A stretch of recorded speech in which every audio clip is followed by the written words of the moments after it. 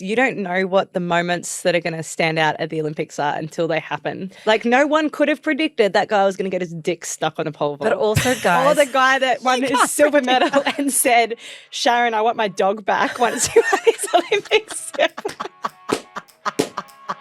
Hi guys, and welcome back to another episode of Life Uncut. I'm Brittany. And I'm Laura. And today we have a very exciting guest, a very good friend of mine, someone who's been on the podcast before. We are welcoming back Ellie Cole. Now, Ellie is she is the most decorated Paralympian in Australian history. Is that correct, Ellie? I haven't exaggerated that to prop you up, have I? It's incorrect. Is it? Female Paralympian. Oh, there we go. Kadri has more. Screw the men. I should have done another games. The most decorated female Paralympian. And we had you on the podcast back in 2023. I think it was February at the start of the year. That was an incredible episode where we spoke about so many things, some embarrassing stories, your journey with childhood cancer and your journey to the Paralympics. So we're going to link that episode so everyone can go and see it. That's in the show notes if you want to go back and have a listen before you listen to this, but you don't have to. So Ellie has But you should. Yes, you do. You do. Absolutely have to. Sorry, you don't have to listen to it before. You can listen now. You don't have to check out and then come back. But it's an incredible episode. But Ellie and I were also in the I'm a Celebrity, Get Me Out of Here jungle recently in South Africa, which was awesome. And I feel like we were stuck to each other from when we went in, and we actually left together equal fourth. I think I walked out a minute before you, so I think that makes finish, guys. I think that makes me fourth and you fifth because I actually stepped out for one step before you. Did you? We'll go with that. But a lot else has happened, Ellie, and you have since become a mum as well. So you've got a beautiful little boy, Felix, that we're going to talk about. But welcome back to the podcast. It's good to be back. Lots has happened since I was on the show last. So much has happened. You've also come back with a few more battle wounds. If anyone did watch I'm a Celebrity, Get Me Out of Here, there was this one scene where Ellie was getting mauled by a rat and then continued to go back for more. And everyone who was watching it was like, what are you doing? Stop now. And you were like, no, I will get the star. When you said I went back for more, I didn't go back for more rat bites, just to be clear. I went back for that star because there's so much pressure to bring back full stars for the camp so that the camp can eat.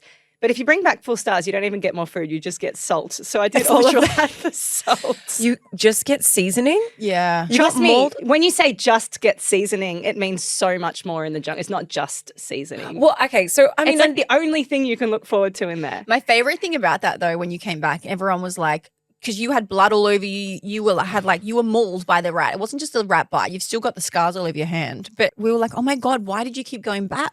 And she's like, well, I'm missing a leg on one side, so I thought I'd even myself out and miss a hand on the other. I'm like those shop front mannequins that you see without their hands. Hey, one thing I did forget to say also is that Ellie, one of the main reasons we've got you back on the podcast is you did just come back from the Olympics. You were just in Paris, but you weren't competing. You were doing poolside commentary and some interviews and stuff. So this episode, whilst we're doing a catch up with you, we've had a lot of questions come in completely surrounding the Olympics and what it's like there. So we are going to get into that a little bit later too. I'm sure it's all about the Olympics, the questions. So tell me about Ray Gun. What do you think? Is she a massive scam? I need to know. Not yet. Let's start with an embarrassing story. Well, this embarrassing story isn't about the Olympics. I tried to keep it sport themed because we're in the Paralympic sphere right now. But my story goes back to when I lived on campus at the Australian Institute of Sport. It's not an embarrassing story. It's just a funny one. But I used to live on campus with my best friend, Tanya, and she's short-statured. I'm not sure how tall she is. I'd say she's probably about 150 centimetres. I've never held a tape measure to her, so I'm not really sure. Oh, thank God. But Tanya, she is very fit. She loves to exercise, and her favourite thing to do is triathlons. But, road bikes, they're pretty fixed size. Yeah. And so if you're short-statured, she had to ride a bike that was actually made for, kids who are doing triathlons. So this bike was, up to people's knees. And everyone wanted to, ride this tiny road bike, but Tanya would not let anybody touch this bike for years, right? And she had stolen my phone one day and had locked herself in a room with my phone trying to text this boy that I was seeing at the time. And I said to her, if you don't give me my phone back, I'm going to take your bike, right?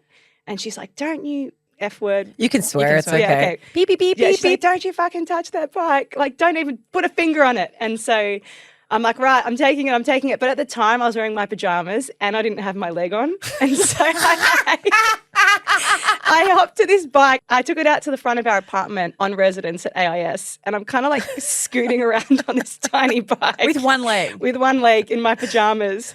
And then I hear the door open and Tanya, like, remember, she's short-statured, shoots out of the apartment and is like chasing me. And so I start like just going for it. And so I'm riding around like all of campus in my pajamas on this tiny bike. I go like straight past the dining hall, which is where like all of the kids who are touring the AIS kind of eat. And there's like floor to ceiling windows, right? And they just see like someone with one leg on this tiny bike in their pajamas, like just scooting along. And a very small person running after them. What is happening? And then like 10 seconds later. Did she catch you? I don't know who's faster. Is it a short-statured person running or someone with one leg riding a mini bike? Like, I don't know who genuinely would be faster. Questions you never thought you would ask. Well, did she get you? No, she did not get me. Of course not. Did you hook up with a guy? What's the end? What's the end? Also, can I just say, it's very rare that we get people on for 2 episodes. Normally, we only get a one-hit wonder here at Life Uncut. But your stories are so great. And I was just looking at what we named the last episode that you were on. And it was, in case you're looking for it and you want to just like, you know, do the double dump of Ellie Cole, it was, I threw my leg at him and hit him like a shish kebab. It was very funny. Well, what can we title that story? We'll have to come up with something pretty creative. Well, yeah, we have to be... Well, we're careful with what we title that. Yeah, I was like, that's going to get me cancelled. Ellie's trying to get us cancelled, I swear to God. Well, Ellie, one thing I want to talk about before we get into the Olympics, which I know is one of the main reasons why we have you here. It's a ray gun. But no, it's not. I'm going to bypass ray gun. But so much has happened in your personal life since the last time we talked, and that is that you've become a mum. Yes. And you have little baby Felix, who's probably not such a baby anymore. How old is he now? 6 months old. 6 months. All right, we're still calling him a baby. He looks 2. He's a big boy. Funny enough, he was the smallest in the nursery and he was on a feeding plan and he's just... It worked well for him. He has chonked up. So fill us in then, your partner Sylvie, for those listening at home, how did you decide to go down this journey of motherhood and who carried, who did what, where did you get the sperm from? Give us it all. So Sylv and I have been together for 11 years and she's always wanted to be a mum, but I always kind of put it on hold a little bit while I was selfishly pursuing my sporting career. And then as I was nearing towards retirement around the Tokyo 2020 Games, we started the process of going through IVF, which is the biggest emotional roller coaster I can't even put into words how hard that was. And it took us probably about 2 years to fall pregnant. Do you mean emotional roller coaster as in literally emotional is in the hormones that you're doing, like literally physically, or do you mean just like the ups and downs of it not working or trying again or the stress? I think there's not as much support around IVF as what there needs to be. It's almost like you go into this IVF journey with you and your partner and you're so hopeful and optimistic at the beginning that things are just going to work out straight away, particularly if, you know, Sylv didn't have anything wrong with her uterus. She had really good blood levels. Like there was no need for the IVF journey to take 2 years and there was no really explanation for it either. But it's hard because trying to find a donor throughout COVID was almost impossible. It's like everyone was getting pregnant throughout COVID. So the donors were in really short supply, so that took a really long time. And then once you do get like the sperm, you need to go and get your eggs harvested and then those eggs get fertilized. And then you go through a cycle of IVF where they put the egg in and then you have to wait 10 days to see if it's a positive pregnancy. And those 10 days are like the longest 10 days of your life. How many rounds did you end up having to go through? We did 2 rounds of IUI, which is like the turkey baster style. And Intrauterine insemination. Yes. And then we did 4 rounds of IVF. That's a lot, especially a lot. over a long period of time. And in terms of when you say that it was hard to come across sperm supply during COVID especially, what route did you guys go down? Did you go with a known donor? Did you get it through the sperm banks? Like how did that process work for you? We went through a sperm bank only because we didn't really know too much about the process, but that was kind of what was recommended to us. So we went through the US donor system because that was what was recommended to us at the time. I suppose that was what suited us best only because you go through all of this genetic testing and then genetic profiles so that the baby is more than likely to be born quite healthy. Obviously, there are things that can go wrong throughout the gestation and everything. Well, I don't know if you remember, and I don't know how much I talked about it, or maybe I didn't even tell you, but when I was doing my embryos not that long ago, I only got one. And I chose to do the genetic testing, and it had like a really rare malformation, like a really rare, which I only knew because I did the genetic testing. So I ended up with none. But if I had have implanted that without testing, It would have failed likely. either failed or would have been born with a disease that is not compatible with life. Yeah, yeah. So it's just so hard, the whole process, because as Britt just said, you know, even going into the egg harvesting, you're filled with so much hope that it's going to be a good result. And so many people come out of just that process alone before they even begin IVF without any eggs. And there's no answers. So it's hard. You left to do I'm a Celebrity only a couple of weeks after Felix was born. How many weeks was it? Like 5 weeks? He was 5 weeks old. So crazy. And I remember watching it and I was like, I wonder if you would receive negative backlash, because people love to hate on mums whenever you do anything. But then I was like, I wonder if your response would be the same as, say, if the birthing mum was to go away and do 5 weeks, or if you were treated kind of like, okay, like good for you. You're doing this for yourself. You're doing this for your family. Like, what was the response that you received in doing that? The response I received was fine. Wow, it's so interesting to me. I know that there were a few, comments on my social media, and then Sylv responded to those comments. Great. And so I think people had an understanding of, why I was going into the jungle and what that meant for the family as well. But it was so hard being in there. And there was a moment where Felix, who was only 5 weeks old, he was changing so much before I even went in. And there was a moment where I just completely forgot what he looked like. Oh.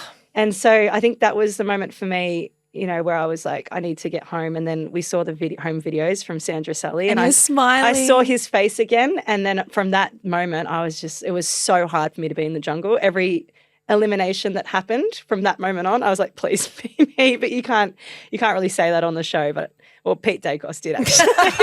Pete Dacos did every day. I honestly send me home, but I can't imagine how challenging that would have been for you, because kids change so much so quickly, and especially in that very early time when from like you want to be there with your partner and have those moments together, but also just how rapidly they change. What was it like when you saw him after being in there for so many weeks? Oh, he was 3 times bigger when I left. But the food plan worked. Oh, it definitely He's worked. like the Michelin baby.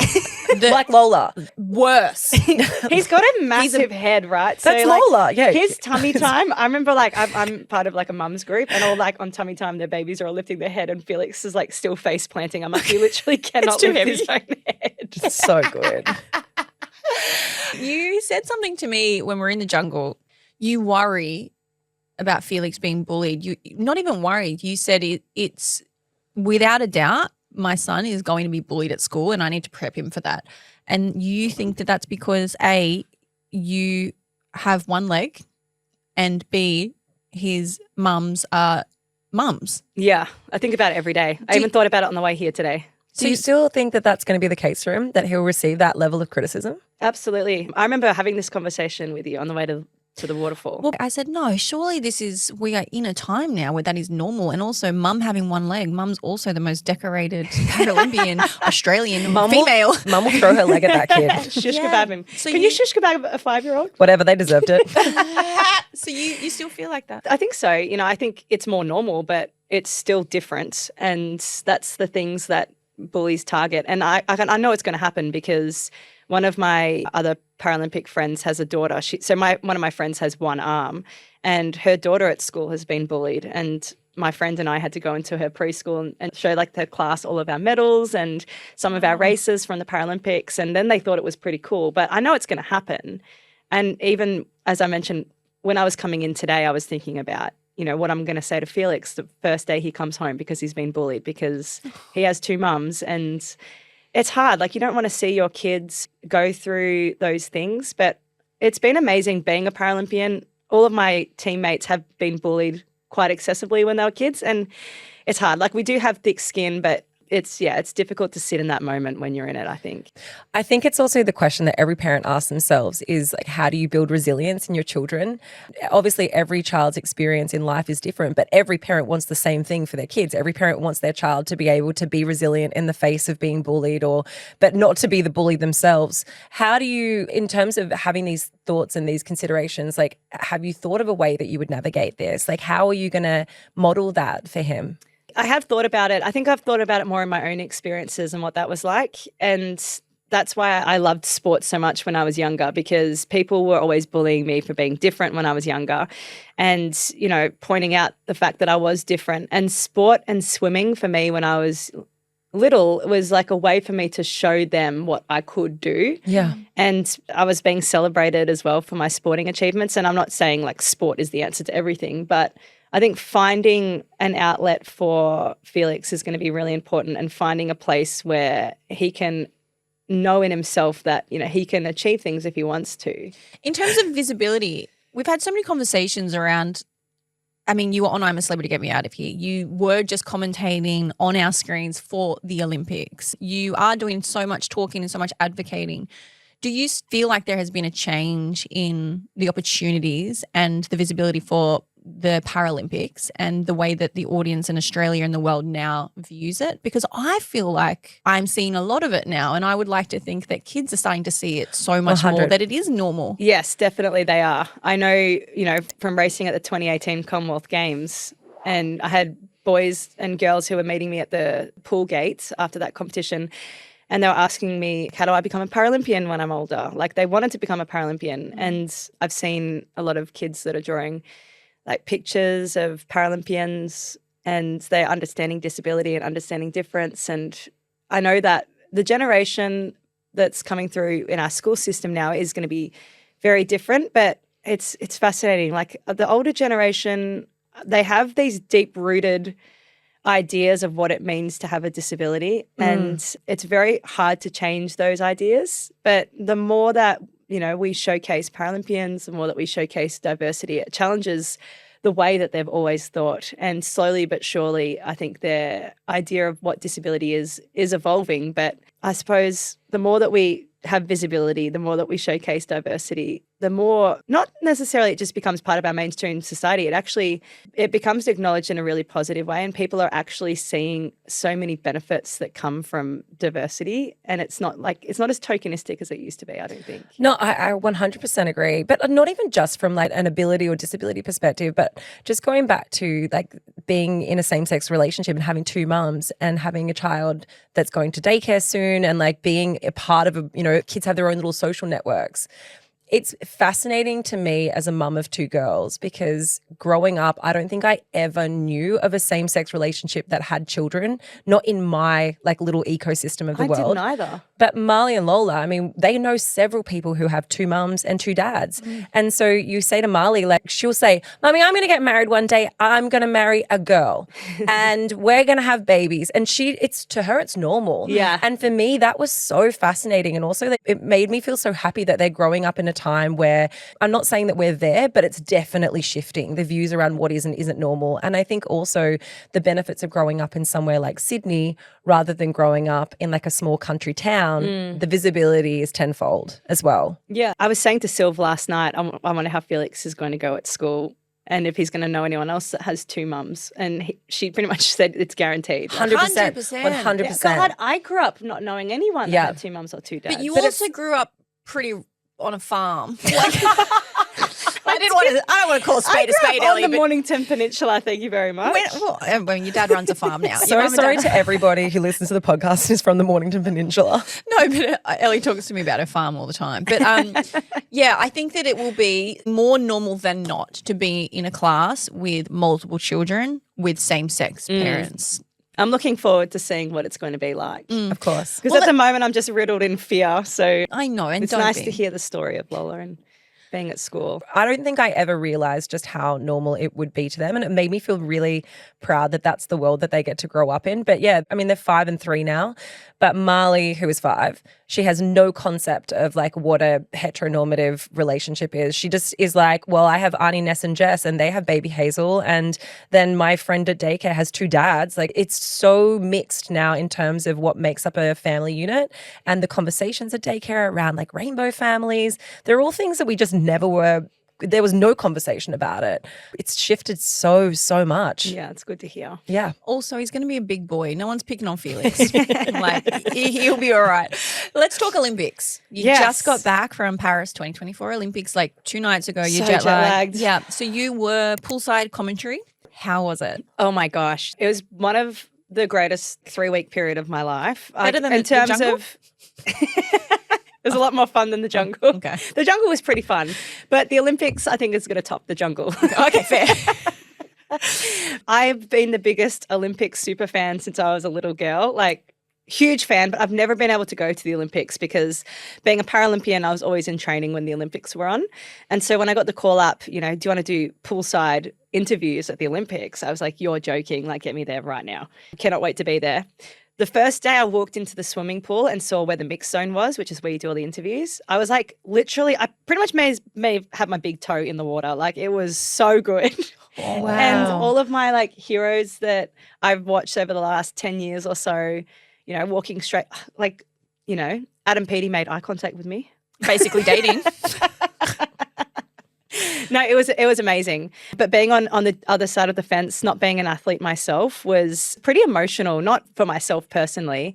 It's more that when you're an athlete and you're competing at the Olympics or Paralympics, you are so hyper-focused on what you're doing that you don't really get to enjoy like the whole experience of being at the games. I can only imagine. Also, like, it's so hard when you look back on things in life and you go, God, I wish I was able to enjoy it more. But you can't physically enjoy it because you've got to have that hyperfixation in order to be able to concentrate on the sport. And it's interesting. Like, I remember being an athlete. I used to be a multi-event athlete, kind of like Emma McKeon. So I would race in 5 or 6 events, usually at a games. And you would race in your first one. If you won like the Olympics or Paralympics, like that is a huge achievement, but you can't even sit in it for a second. Yeah. Because you need to go to the warm down pool, get your drug test done, go back to the dining hall, make sure you're getting ready for the next one. It's like you don't even get to enjoy any of it. It's so crazy. What do you feel like, being that you've spent the last 3 weeks there, what was like your number one highlight that you're like, that was such an incredible moment?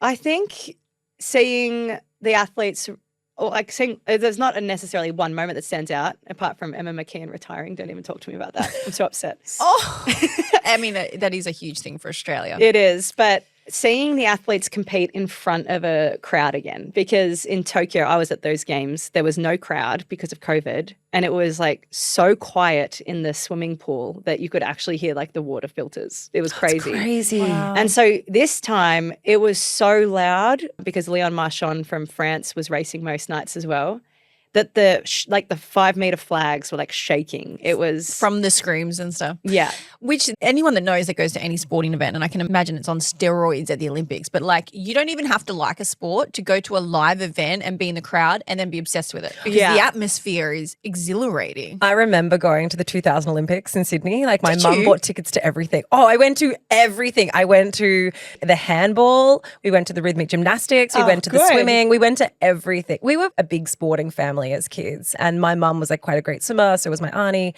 My sister was an incredible rhythmic gymnast. I kind of sucked at everything. But I got dragged how along. good. And like the obsession that you have with it afterwards. Handball, I was like, this is the best fucking sport in the world. I watched handball for the first time 3 days ago. Phenomenal. And I was like, where can I play this?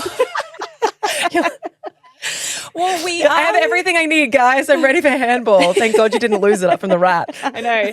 Still got 2 hands. We asked the lifers, our listeners, what they want to know about the Olympics. And we got loads of questions. So we're going to churn through some to see. Okay. Yeah. So this is also what I want to know. I'm really nervous. No.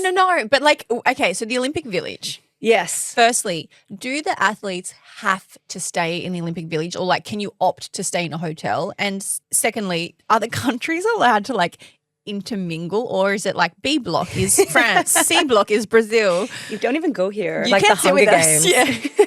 So you can choose to stay out of the village. You need permission from the chef de mission, which is kind of like the team general manager. They don't actually cook food for the athletes. Thank you. So like usually the big names won't stay in the village. Like you think like Usain Bolt, Roger Federer, those kind of athletes usually stay out of village. But the ones who have just like an average size Olympic profile will stay in the village because it's such a good environment. Like there's so much to do in there. And speaking of, if the countries are isolated, Australia have their own building. So everyone from Team Australia will stay in that building. But other countries can come in and hang out if they want to. But it just depends on if they want to. And do they? Not really. Like I used to have 2 friends from the US who would come over to my building quite a lot and I'd go over to theirs. But you feel weird walking into another country's building. Like you're not supposed to be here. Yeah, You're spying. Yeah, you just don't kind of feel right about it. So most people spend time together in the dining hall, or there's like a lot of sponsor activations as well that happen in the village and you get so much free stuff. Like it's crazy. So when you say that like the big wigs, as in like the celebrity Olympians don't stay. Federers. Yeah, they don't stay in the village. Is it because they will get swamped by Yes. people? So they're just like, I can't be around. I'm too much of a celebrity for the Olympics. Yes. So like if say a Usain Bolt stayed in the athletes village and went to the dining hall, they wouldn't be able to eat their food. Because Right. everyone that's in the Olympics or Paralympics, they're like super sport fans as well. Yeah. So it's almost like, yeah, okay. That's so interesting to me because I would have thought that like they were amongst their own people and people are like, oh, I'm not going to bother that person because they're obviously just an Olympian like me. But Absolutely not.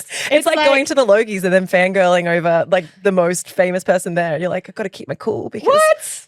I don't Why know. wouldn't you do that? Because you You're see, kind of not allowed to. I have never kept my cool. You see Hollywood people all the time fangirl other Hollywood people. Like you Yeah. see, because like, like a lot of people, you're in that industry because you love it so much. So there's always someone you aspire to be or to meet. Who would be your number one fangirl moment in terms of at the Olympics? Was it when you met me?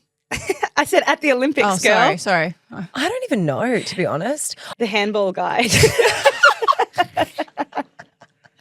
So hot. Mine would be so Mine would be like hot. a Federer or Alcaraz, even though like I was weird. Like I sort of have met him in a weird way, like on the tennis tour. Oh, but here like we go. No, but he's Wait, my. who were you in the elevator with? You said you were in an Oh, elevator. like heaps of people, and they fangirled me. Yeah, that's Yeah, right. that was the whole. I story. remember being at the Melbourne Cup years and years and years ago, and Usain Bolt was in the tent, and they had to section him off. But he was just by himself in this tiny little section off area with one other person drinking mum wine because we were in the mum tent, and everyone was like too awkward to. It was so. It's no way to live. Yeah, is it? it's not. I felt sorry for him. I was like, gosh, you so fast, so So big. you want to be successful, so sad, but not so that alone. successful. Don't you remember the rumors that were going around when he was here? You saying that he was like a womanizer, like he was on all the dating apps. And he he was like, is. he was like hooking up with heaps of He'd do people. so well in the village. He hooked up with one of my friends actually in the Gold and? Coast Games. And I don't want to say much, but thumbs up or down Hot. thumbs down. Oh, in shame. terms of stamina, because we know he's a sprinter. He doesn't have the endurance. Look, I don't want to speak to Usain Bolt's sex life, but Oh dear. Okay, I wouldn't go there. Mind you, I don't really swing that way, so. no, there's that as well. Ben, my fiance Ben, had a question. Okay. He wrote in directly. With the beds, we know that they are made of cardboard, and there's all the people being like, I know where this is going. No, you don't. Yes, a I very, do. No, it's a very serious question. It's not sex. He genuinely wants to know what happens to the basketballers who are like 7 foot, 7'5", and can't fit in the bed. Do they get special beds made for them, or do they have to stay elsewhere? That was his question. Oh, that's it. Because he's really tall. Because he's 6'5" or something. So yeah. you can get 3 different lengths. I don't know how long the longest one is, but I know that there's like a pretty much like an extender thing. Not on the bed itself, but you could just plonk it on the end. Cardboard extender. They are so uncomfortable though. I stayed on those cardboard beds when I was an athlete in Tokyo, and you cannot sleep on those beds without a mattress topper. That's so interesting to hear because From I know Koala. that Koala is where it's at. Swipe up, hit the link in the show notes. But also it's interesting to hear that because I know there has been a lot of things that were circulating around, especially at the start of the Olympics, around the bonk ban and the cardboard beds to try and deter people from bonking. Then there were so many videos of athletes going viral on TikTok who were showing actually you can jump on these beds. They're so sturdy. It's got nothing to do with that. It's just got to do with the environmental impact. What happens when the Olympic finishes? So when we talk about not just the environmental impact, but like what happens to the village now that everyone's left? Is it just a ghost town? Does it still exist? Does it get demolished? Like, how do they navigate the period after the Olympics? That's a good question. So it's effectively like a little micro city in itself. There's already shops there because when the Olympics are on, they have like little grocery stores and whatnot. And so everything that you need is kind of there. So they sell the apartments in the lead up to the games. And I remember this became a huge issue with Tokyo because they had sold all of the apartments in Tokyo, but then the games were postponed by a year. And so then all of the people that had bought the apartments then had to wait a further 12 months before they could move in. And I don't think we're compensated for it and all of that. But it just becomes like just a normal town. I think it even gets its own little postcode at the end. Wow, that's so interesting. Because, I mean, obviously, like, we've got the Olympic Village in Sydney and it's still used all the time for concerts and sporting events. But, yeah, I don't know if anyone would really understand how where the athletes stay, how that area is kind of reworked after the fact. But it's good to know because everyone always talks about how much money is poured into the Olympics and how much money the country needs to pay in order to have them and whether there is a return on investment long term. So I find that fascinating. Yeah, and it's a huge piece at the moment around host cities that are hosting a games, around making sure that there's a legacy that the games leave behind. So I know that in the lead up to Brisbane 2032, they want to do a lot of legacy pieces around the venues, but building new venues costs millions and millions and millions of dollars. And we can't, at the moment, we're struggling to secure funding. It's a bit all over the place. But if you look at Paris, they've done a whole bunch of temporary venues. Obviously, it's a different city. It's very beautiful. I think Brisbane's going to struggle on that front.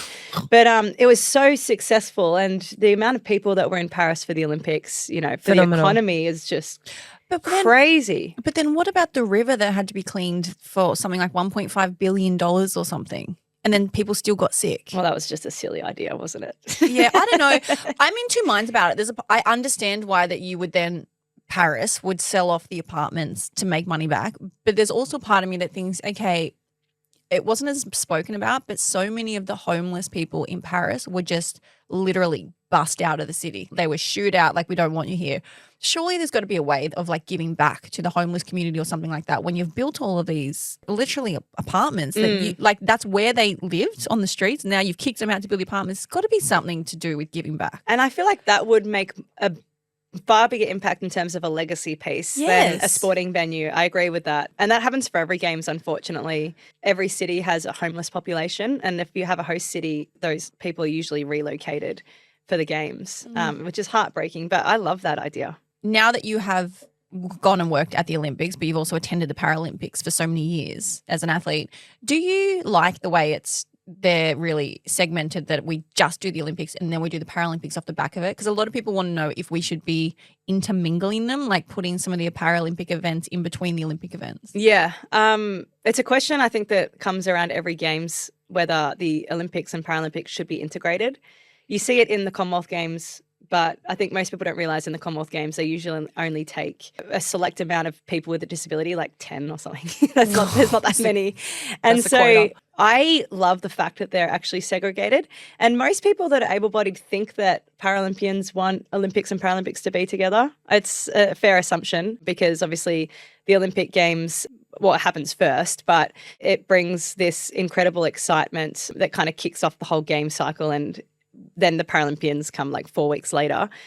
I am so exhausted from being at the Olympics for 3 weeks, though. I couldn't imagine having to do like an extra 3 weeks of the Paralympics. Like the 2-week break is really nice to have.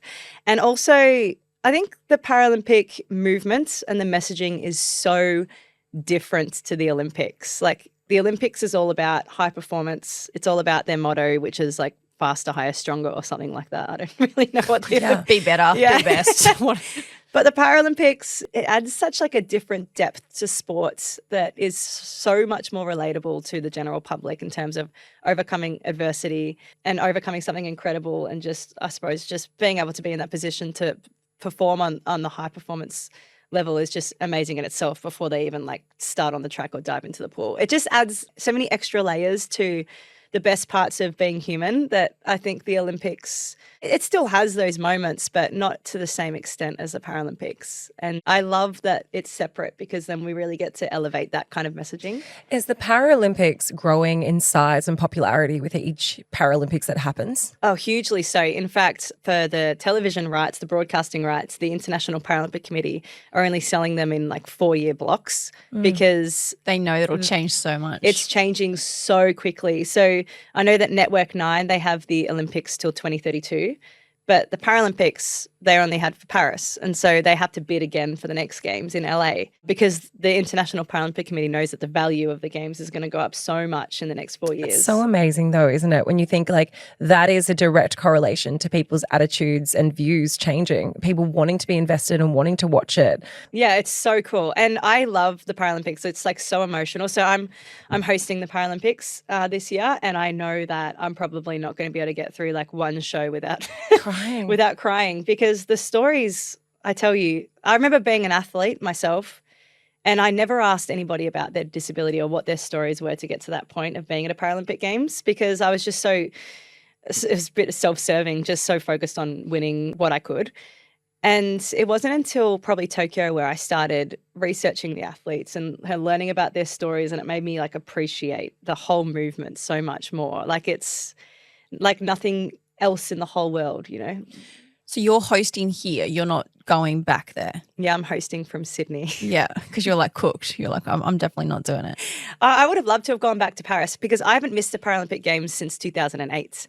And so this will be my first Paralympic Games that I miss being on the ground, but I still get to host it from Sydney. So it's just got to do with studio space, so I can't be over there. Ellie, I'd love to know as an insider, like your inside thoughts on some of the stuff that went down there that from our perspective, like a spectator perspective and a media perspective, were pretty fucking wild.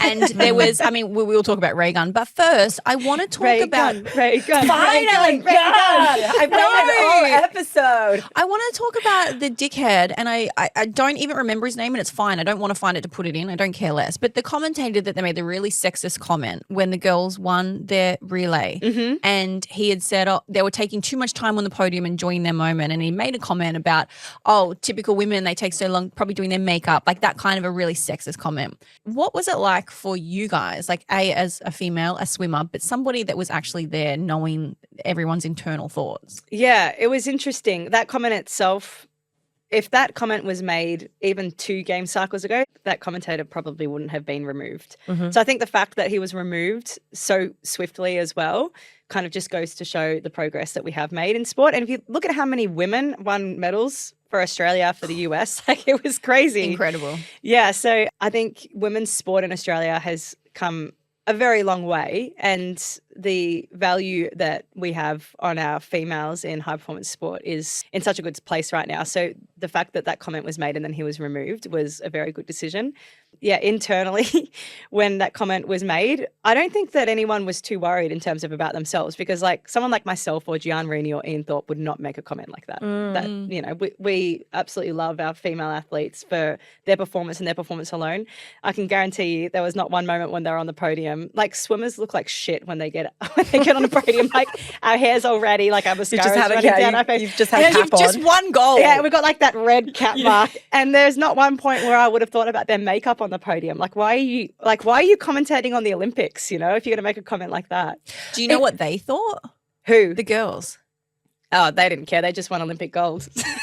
They probably weren't even aware of it. To be honest, I think the reason why a lot of people became aware of it was because of the media frenzy that happened. I mean, obviously there was outrage, but it's kind of the one thing about social media is that it then doesn't let up. It almost forces there to be a sense of justice or a sense of punishment, because social media now no longer will like let things die. Oh, if it's people so are different. mad. Well, that's what happened for the Tokyo Paralympics with pay parity. That all blew up because of social media, and there's no way that we would have received pay parity if that didn't blow up like it did, you know? Well, that's a really interesting question in terms of like the Paris Olympic, because I think partly maybe it was a moral and social movement, but also I think it was a PR movement. They really focused on this idea that it was the equal Olympics, that they had the same amount of female Olympians as what they did as male Olympians.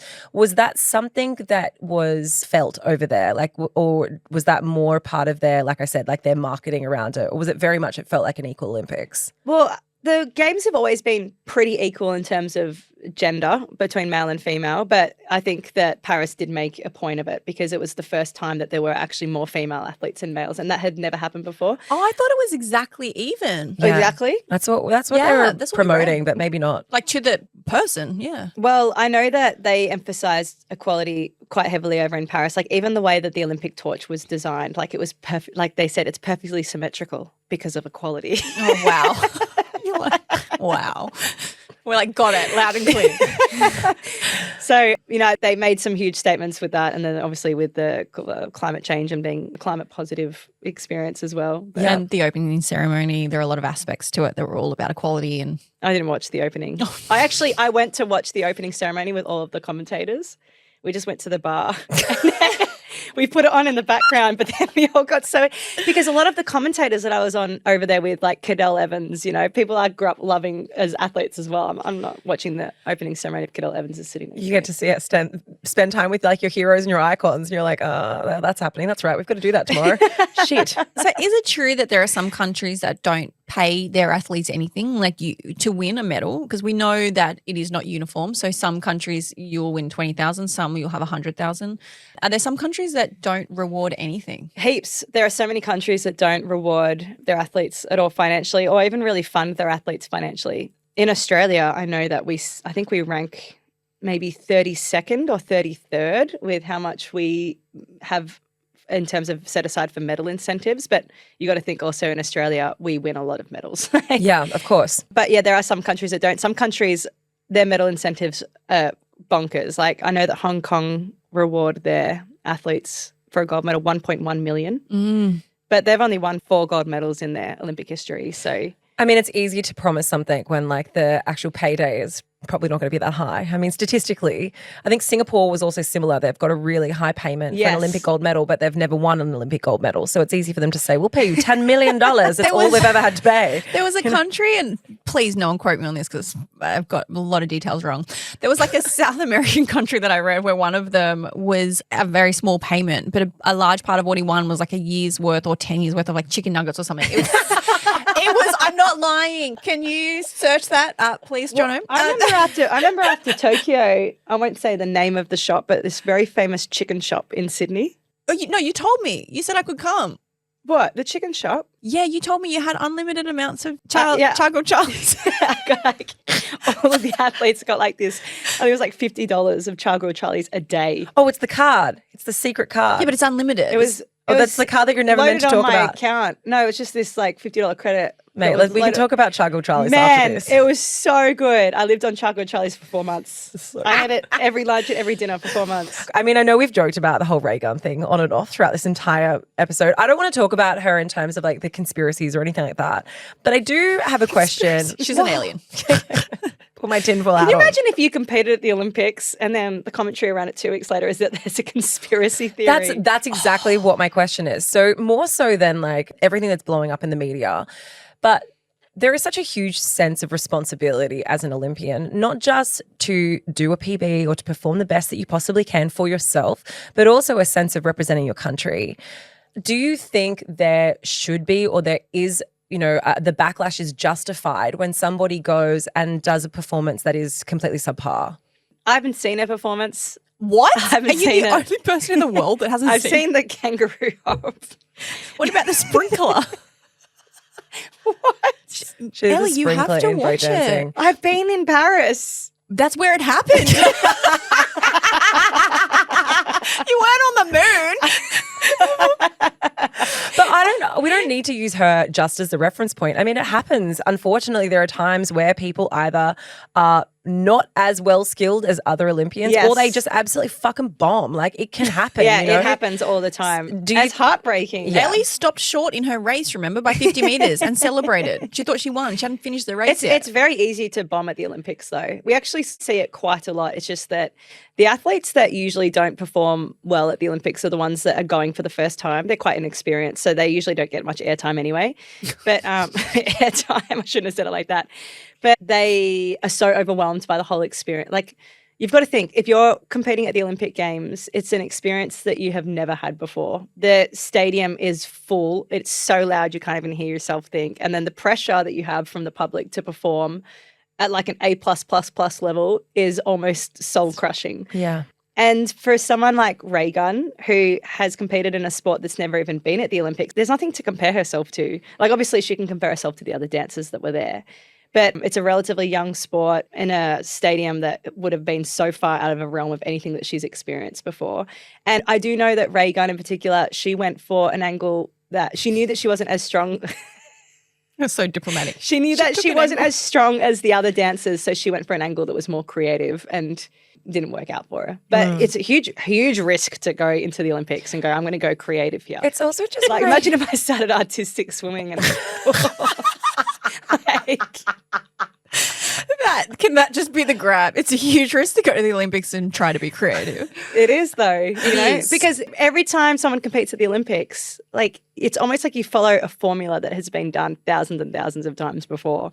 Whereas she went to the Olympics and followed a formula that has never been done and didn't work out. But it didn't work out, did it though? Because who knows? I'm still confused. I would do anything for Adele to say my name. Oh, I said the same thing on the I would do episode. anything. I was like, I would sprinkle up for Adele to stop a concert and say, like, Brittany Hockley sprinkled. It is interesting with the rise of social media now. Like, obviously, I think the Olympics and the Paralympics, I mean, everything that we watch now is increased tenfold in popularity because of the help of social media. There are athletes that I know now that I never would have known, not from watching the games, didn't see them, but from social media, probably for the wrong reasons. The poor guy, the pole vaulter that we only know because his penis got stuck on the vault. Like, you've seen that though, right? Yeah, it was great. Imagine that's I what watched it on repeat. Like, I watched he's it in up there. slow-mo. Watch it in slow-mo. In HD. Cinematic mode. But people are becoming famous for all the different reasons, right? And I think it's cool. Like, I think it's cool that you don't have to. I mean, it sucks to be known because your junk got stuck on a pole at the Olympics. Like, that sucks to be known for that. It sucks to probably be known for what Ray Gunn is known for. But it is nice that you don't have to just be the person that wins to be the person that people are speaking about. Like, creates more opportunities, creates an income outside of winning the Olympics because we know Olympians don't get paid much. Yeah. It creates an income outside that helps them to attend the next Olympics. And I think it's super cool because you don't know what the moments that are going to stand out at the Olympics are until they happen. Like, no one could have predicted that guy was going to get his dick stuck on a pole vault. But also, guys. Or the guy that won his silver medal and said, Sharon, I want my dog back once he won his Olympics. Like, Sharon, give him his dog back. Fucking Shazza, where's the Can dog? you imagine going to the Olympics to get your dog back? That's like some homeward bound shit. But That is also- the commitment. Imagine competing. You've worked for that place your entire life and taking your one opportunity to shame your ex about something. I Like, know. there's so much resentment that's bottled up I was in about that. to say Bobby, it's log out of my iconic until Netflix you said account. shame my ex. But it was pretty iconic. Yeah, far. I think it's funny that like we're like it's creates so many more opportunities. All these people have turned into memes, guys. Yeah. Every single one of them. I'd be a meme. But if you're, I guess the junk one, I know I keep going back to getting the junk stuck.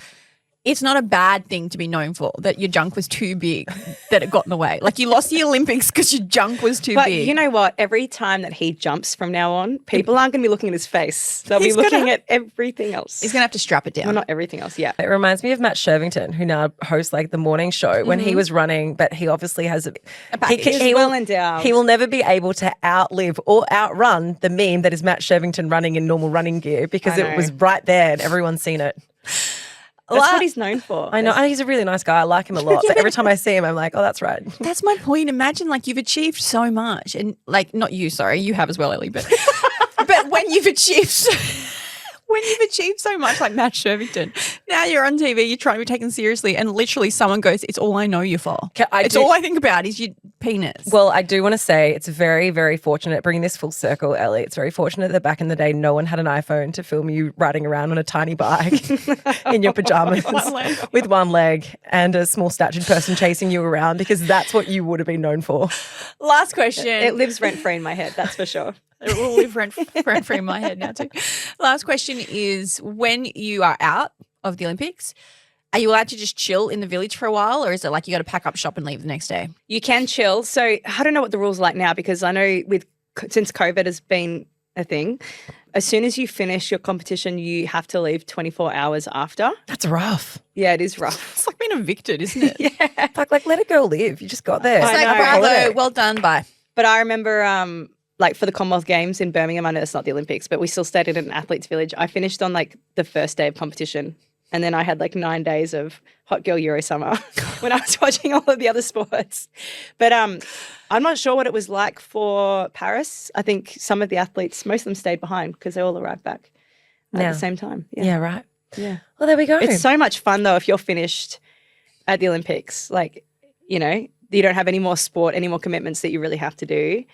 You just go and have fun. How many relax. tequila But you shots have do to you be- have, Ellie? You have to be very careful when you come back into the athletes' village because there are still people that are be competing, and so you have to make sure that when you come back in, you're like sneaky like a mouse Yeah, right. because you don't want to wake up all of the competitors who are racing the next day. And how many tequila shots did I have? A lot.